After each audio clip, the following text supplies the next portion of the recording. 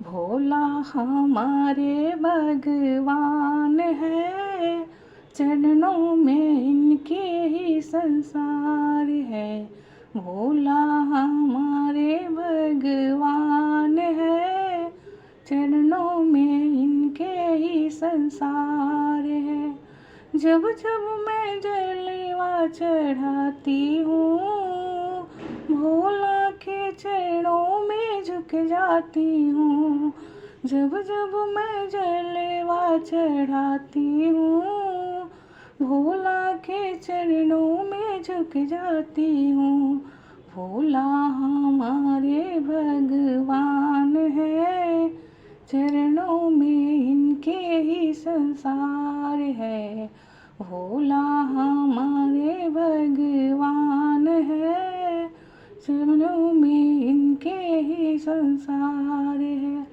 जब जब मैं बनिया चढ़ाती हूँ, जब जब मैं बनिया चढ़ाती हूँ, भोला के चरणों में झुक जाती हूँ।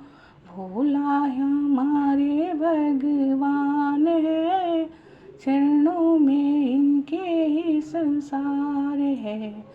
भोला हमारे भगवान है, चरणों में इनके ही संसार है।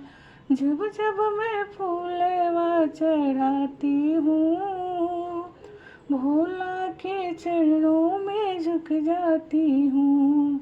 जब जब मैं फूलवा चढ़ाती हूँ, भोला के चरणों में झुक जाती हूँ।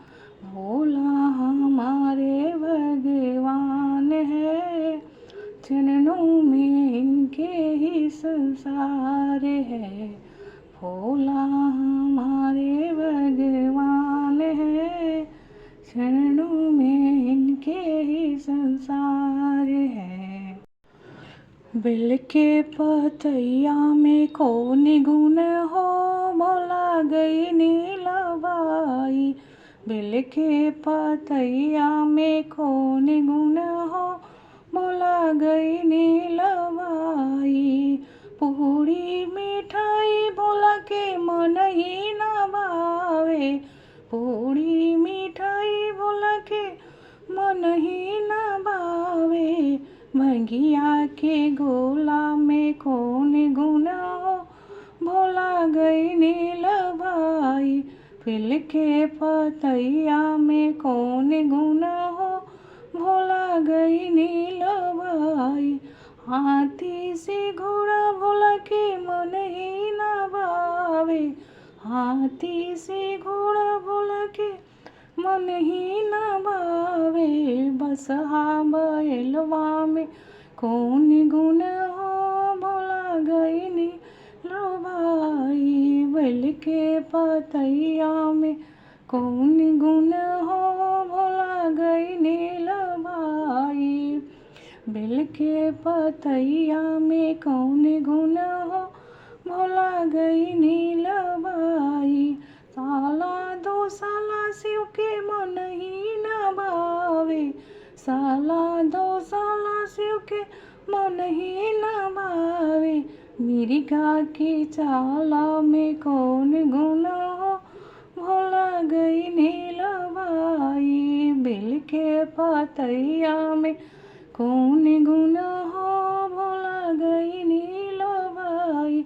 कोठाया मारी भोला के मन ही न भावे, कोठाया मारी भोला के मन ही न भावे। टूटही मड़ैया में कौन गुण हो, भोला गई नीलबाई। टूटही मड़ैया में कौन गुण हो, भोला गई नीलबाई।